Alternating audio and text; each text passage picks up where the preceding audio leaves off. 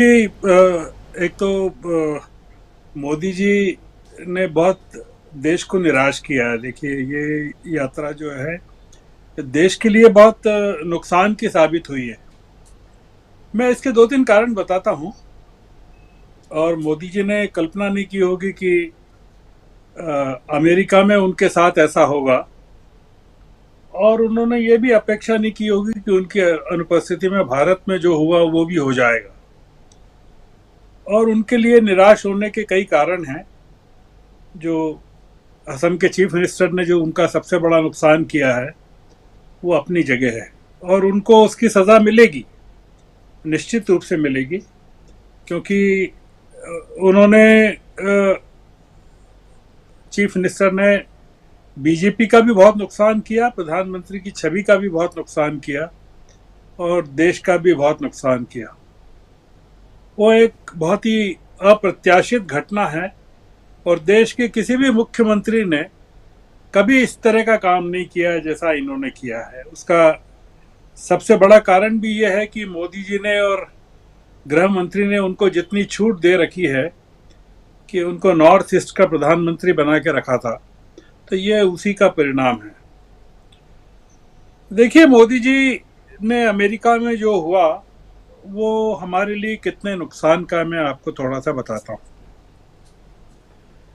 2009 में मुझे जो मनमोहन सिंह के साथ उनकी राजकीय यात्रा पर साथ में जाने का मौका मिला था, और बराक ओबामा उस समय राष्ट्रपति बने थे। मनमोहन सिंह उनके पहले स्टेट गेस्ट थे। आप सोचिए कि बराक ओबामा के और मैंने व्हाइट हाउस में, हम लोग पूरे दिन थे वहाँ, जो प्रतिनिधि मंडल था, मैं उसका खैर यहाँ बखान नहीं करना चाहता, पर जो मनमोहन सिंह का वहाँ स्वागत मैंने देखा और सभी लोगों ने देखा, जो अद्भुत था। उस समय बराक ओबामा ने जो कहा मनमोहन सिंह के बारे में, भारत के बारे में, वो एक दस्तावेज है। आप सोचिए जरा कि 9 साल से ये प्रधानमंत्री हैं, और ये उनका लास्ट लेग है प्रधानमंत्री के सेकंड टर्म के रूप में।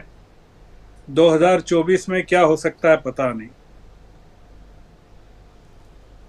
ओबामा, ये बाइडेन 3 साल से हैं वहां राष्ट्रपति, और 24 में अमेरिका में भी चुनाव है और भारत में भी चुनाव है। एक अमेरिकी राष्ट्रपति जाते जाते भारत के प्रधानमंत्री को का सेकंड टर्म समाप्त होने के मौके पर राजकीय अतिथि के तौर पर उसको बुलाता है, और इतना घटनाक्रम होता है। यह भी अनप्रेसिडेंटेड है। एक कॉन्स्पिरेसी है मोदी के खिलाफ कि बराक ओबामा को सीएनएन पर क्यों आना चाहिए। मैंने सुना है सीएनएन का इंटरव्यू, और क्यों इस तरह की बात बोलना चाहिए। क्या भारत में यह संभव है कि कोई अमेरिकी राष्ट्रपति यहां आए स्टेट गेस्ट के तौर पर, और कोई पूर्व राष्ट्रपति भारत का किसी चैनल पर उसकी आलोचना करे, उसके देश की आलोचना करे? नहीं, संभव नहीं। यह अभूतपूर्व घटना है। प्रधानमंत्री यहां आकर क्या मुंह दिखाएंगे? और उन्होंने जो लोकतंत्र के बारे में कहा कि भारत लोकतांत्रिक देश है, लोकतंत्र हमारी रगों में है, लोकतंत्र को हम जीते हैं, पूर्वजों ने शब्दों में डाला है संविधान के रूप में। मतलब जितने शब्द उन्होंने कहे, उनके मुंह से शोभा नहीं देता इस तरह की बात करना। प्रधानमंत्री ने जो कहा अमेरिका में, हेमंता बिस्वा शर्मा ने, वो जो उन्होंने कहा कि नो डिस्क्रिमिनेशन हमारे यहां होता है, और ओबामा ने जो चीज कही, हेमंता बिस्वा शर्मा ने उसको धो के रख दिया प्रधानमंत्री को। हेमंता बिस्वा शर्मा ने प्रधानमंत्री के अंतर्राष्ट्रीय स्तर पर बहुत ही बेइज्जती की। ये एक चीज है जो अमेरिका में, और अमेरिका ने इसलिए बुलाया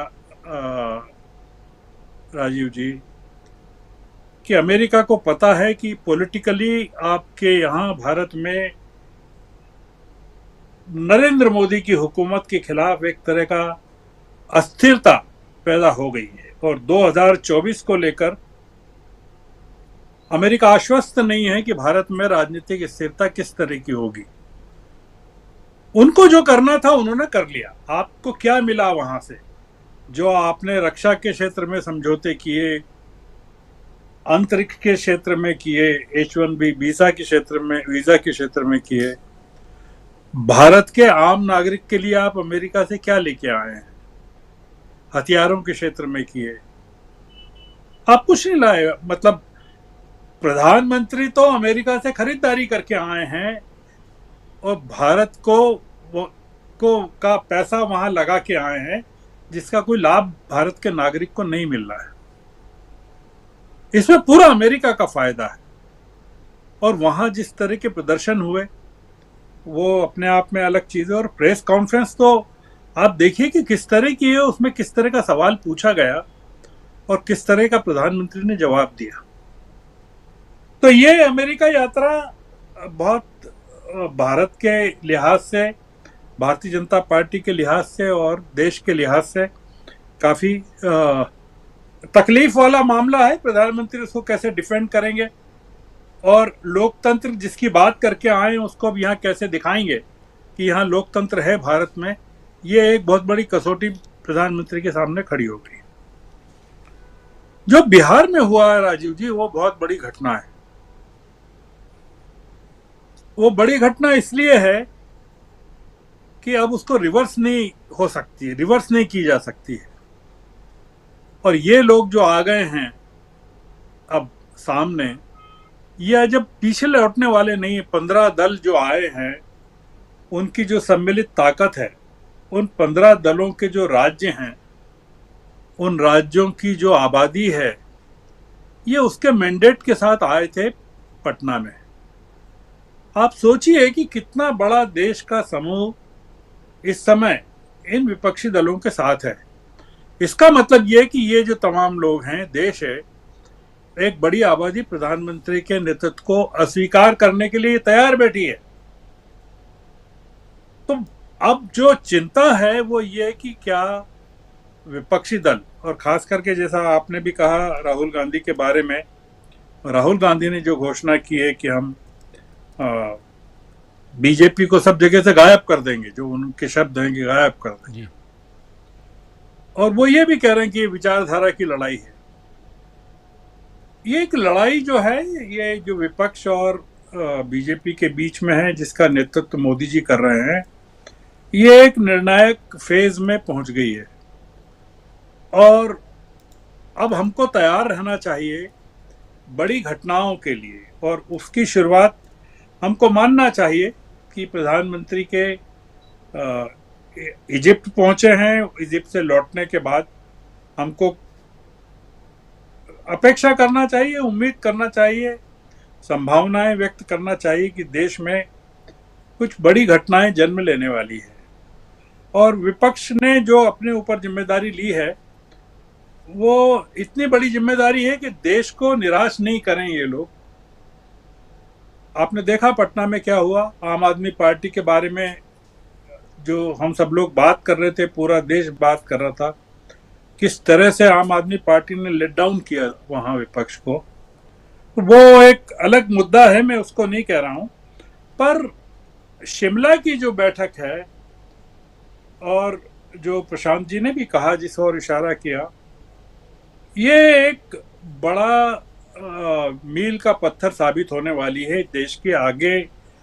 ये देखिए, मैं आपको जो कह रहा हूं कि ये 2024 का मामला नहीं है। ये चिंता बीजेपी को ये है, या होना चाहिए, या हो सकती है कि अगर 2024 में मोदी जी के नेतृत्व में बीजेपी सत्ता में नहीं आती है, यह कमजोर पड़ जाती है, यह समाप्त हो जाती है, तो आने वाले 20 सालों तक के लिए भारतीय जनता पार्टी देश के राजनीतिक पटल से गायब हो जाएगी। तो जो बीजेपी के नेताओं की मूल चिंता है और जो मैनिफेस्ट हो रही है, जो कल के अपोजिशन की बैठक के बाद जिस तरह के बयान आपने सुने होंगे सुशील मोदी की, ये तो ठगों का महागठबंधन है, या रविशंकर प्रसाद या स्मृति ईरानी, उन्होंने ये नहीं कहा कि उन्होंने पटना की सड़कों पर राहुल गांधी को नमाज पढ़ते हुए देखा था।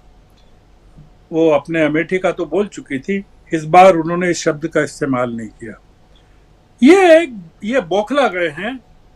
और आप देखिएगा कि ये जो हेमंता बिस्वा शर्मा जो बौखलाहट है ओबामा के बयान को लेकर, ये असल में आप पाएंगे कि जो देश में चल रहा है इस समय बीजेपी के खिलाफ या मोदी जी के खिलाफ, ये उसके प्रति उनका मैनिफेस्टेशन है।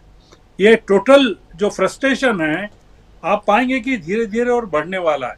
आपको आश्चर्य व्यक्त करना चाहिए इस चीज पर कि जो कुछ हुआ उसके बारे में पार्टी के जो सीनियर लीडर्स हैं, मतलब योगी आदित्यनाथ ने कुछ नहीं कहा, जिन लोगों को कहना चाहिए उन्होंने प्रतिक्रिया व्यक्त नहीं की, जिन लोगों को नहीं कहना चाहिए, रविशंकर प्रसाद मंत्रिमंडल के बाहर हैं, वो प्रतिक्रिया दे रहे हैं। सुशील मोदी मंत्री नहीं है। बिहार में 17 सीटें हैं बीजेपी की और रविशंकर प्रसाद भी जीते हैं उन 17 सीटों में। ये तमाम लोग समाप्त होने वाले हैं अगले चुनाव में। तो ये जो चिंता है इन लोगों को कि बिहार की 40 सीटें इस बार भारतीय जनता पार्टी के लिए दाव है, बहुत दाव है जी, ये जो इस समय चल रहा है। और उसमें अमेरिका की यात्रा ने पार्टी की स्टैंडिंग को या पार्टी के गेम सीमित कर दिया। मैं अभी इतना ही कहना चाहता हूँ। जी बिल्कुल बिल्कुल बिल्कुल, बहुत